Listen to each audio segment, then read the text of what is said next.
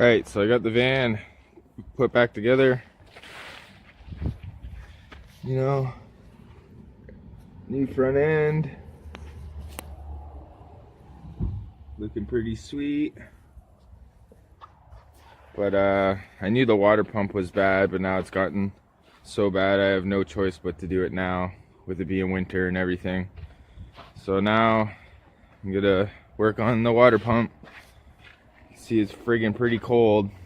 You know, this is ice, and that's a brand new windshield that I just got put in yesterday. So hopefully it's okay. It's all set and whatever.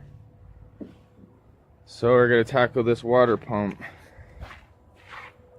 Right, and I got a problem with the headlights, the low beam, and I had some issues with the other lights like the blinkers and the brake lights, and the fuse box is a mess.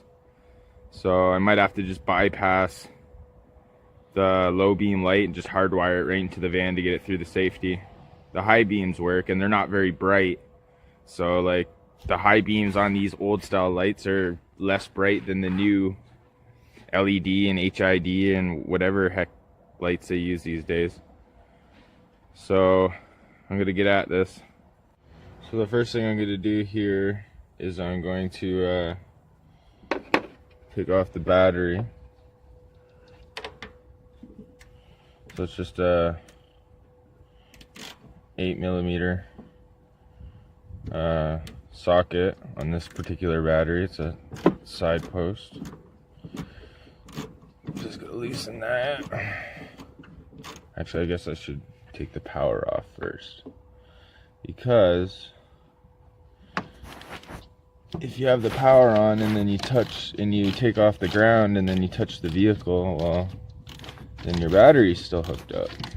So you should always disconnect the power first. At least that's what I was told. Never really looked into it. Alright, so I got that off.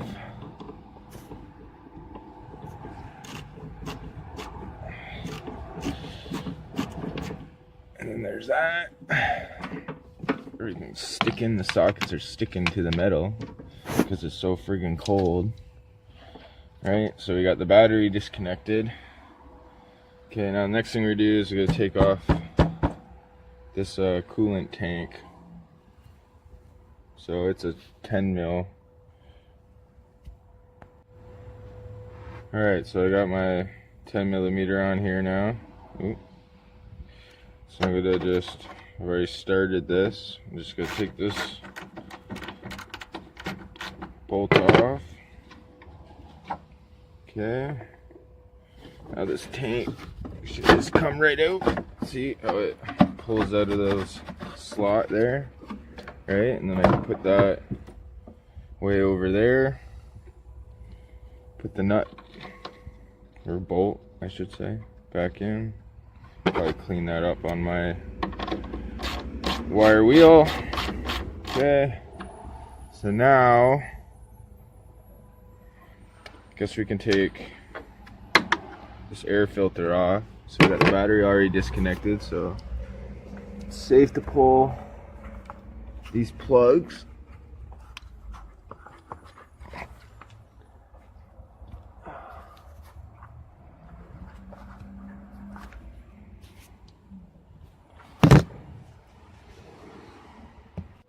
Okay, so I took out these two 10mm bolts here. I left that plug in for now because I couldn't really figure it out. When I get it off and away, I'll look at it again. But then you undo this clamp here, and then this whole assembly will come off. In fact, you don't even have to undo that clip because it just moves out of the way. Well, as you can see, it freaking is snowing pretty good right now. Big, huge chunks. So I got that moved out of the way. Don't actually even have to take that plug off, so that's fine. And now what I did is I gotta undo these clips here for the wires, and this one here for the hose. And then there's bolts that go all the way around the perimeter. See, like that right there. So I'm gonna take those out because this is a two-piece fan shroud. So take the top part out first. We gotta loosen these bolts off.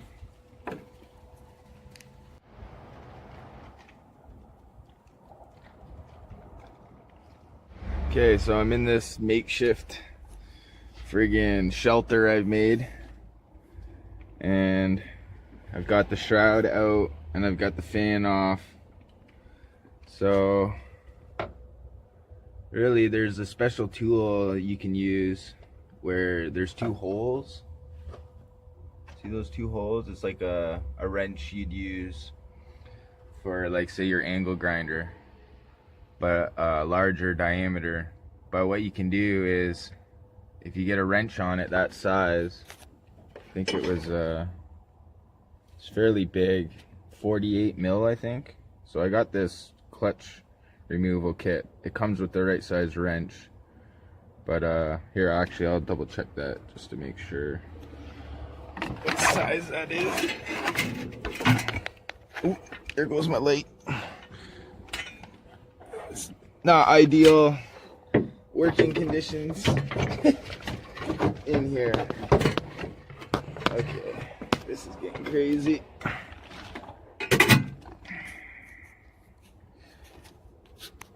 Alright, so there's the bolt. So, no, let's see what it is.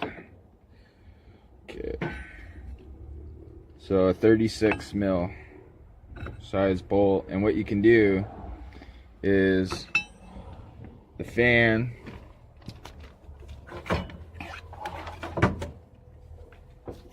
when the fan's on there, right, is you can get your wrench on there and you want to turn it anti-clockwise. And if you get your hammer and you just put it on there and you just tap the top going that way and you just keep working at it, it should break loose. So mine did, and mine's pretty bad, pretty corroded, everything. Okay, so I got the fan off, I got the water pump off. There's the one inlet for the water pump, and then there's the second one. So we got the two hoses over here that feed the heater core, right? And then there's this big hose down here which goes into where the thermostat is. And then this hose, which come all the way across over here, I've just kind of put it up. This is the hose that comes from the top. So if you look at the old water pump, right? So this is how it sits in the van. Okay, we got the two hoses here I was referring to, and then this is that big long hose that I pushed off to the side, and then on here is where your thermostat is. So it's a separate housing with a extension with the tube, and that's where that big one on the bottom went. And then there's 6 bolts, 1, 2, 3, 4, 5, 6. So that's what's holding the water pump to the engine. And then these 3, 2 long ones and 1 short one, are holding the tensioner pulley. So I took that off too because mine is wrecked. The spring wasn't working, and the bearing in it was shot and it was warped, and it's just totally no good. So I got a new one of those coming. So I'll get that hopefully before the end of the night. And I'm probably going to be working into the night on this because I just want to get it done. But, however, I've noticed that not only is the water pump leaking, I think the radiator is actually leaking as well. So, I don't know, it's almost $300 for a new radiator. But if I call the scrapyard, or the wreckers, I guess, maybe they'll have one that's decent. And then I'll put the new water pump or the new radiator, but I can put the water pump back in and still do that. So I'm going to put the new water pump in, new pulley tensioner, new serpentine belt, new thermostat and housing, and that should be good to go. Alright, so I got the new water pump in, I got all the hoses hooked up, got a new belt here I'm gonna put in.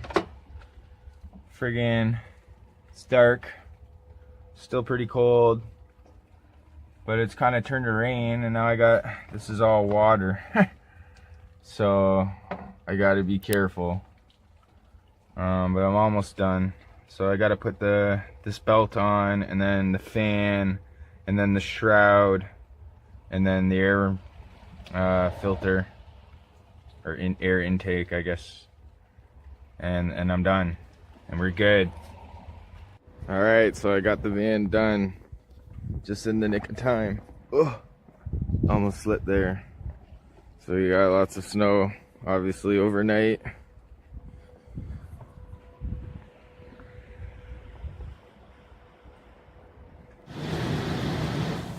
Alright, so I got it running. I'm just bleeding the air out of the coolant lines.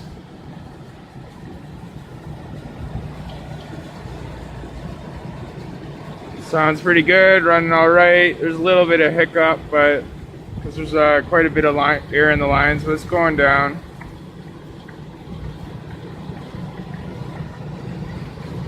Alright, so here's the van. She just passed the safety test. You know, I did some really quick kind of body repairs, and it's already kind of rusting, but it was good for when I did it through the test. So she's on the road and she's ready to go.